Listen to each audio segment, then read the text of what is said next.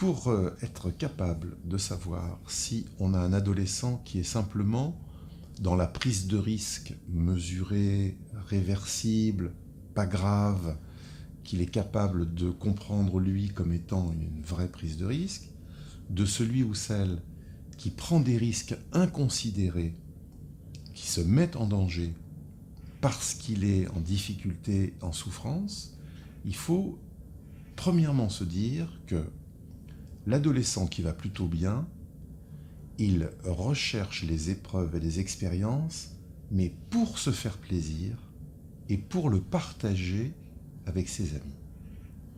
Alors que celui ou celle qui va mal, il cherche à éviter le déplaisir, il cherche à oublier ou fuir le déplaisir, et les semblables qu'il va se reconnaître sont des semblables comme lui.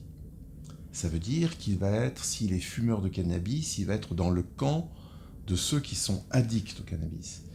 Il ne va pas être avec ceux qui sortent simplement un joint dans une fête et puis qui le partagent à 15.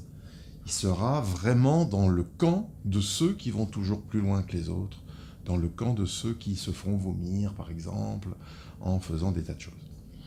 Et puis, il y a des critères qu'il va falloir reconnaître. Alors, les critères sont les suivants.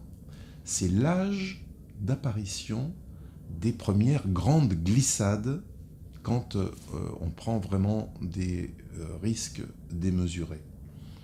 Si on le fait avant l'âge de 15 ans, c'est toujours plus inquiétant qu'après l'âge de 15 ans. La deuxième chose, c'est le genre. Est-ce qu'on fait des prises de risques qui nous préservent de certains dangers par rapport au genre qu'on a? Par exemple, si on est un garçon et qu'on se met torse nu sur sa webcam, c'est beaucoup moins exposant que si on est une jeune fille qui le fait. Donc la jeune fille, elle va prendre le risque de se faire attaquer ensuite, et qu'on mette ses photos compromettantes sur Internet, et qu'on se moque d'elle, et qu'éventuellement elle soit harcelée avec des propos, des grossièretés qui vont lui être adressées.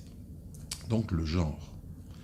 Troisième critère, c'est évidemment l'intensité du problème. C'est-à-dire que si l'adolescent a bu 2 vodkas, puis il a attendu un petit peu, et puis voilà, la soirée a continué, il a peut-être bu un verre d'alcool, ok, il aura bu de l'alcool dans la soirée, mais il aura fait attention à l'intensité. Celui ou celle qui va mal, il pousse toujours plus loin, il en boit encore davantage. Ensuite, le critère de la fréquence. C'est pas une fois que c'est arrivé. C'est pas arrivé le jour de son anniversaire. C'est pas arrivé à la fête de sa meilleure amie. Ça arrive tous les week-ends. Alors là, la fréquence, c'est un signe de gravité. Et avec la fréquence, bien sûr, la répétition. C'est-à-dire que le phénomène se répète, et en se répétant, il s'amplifie.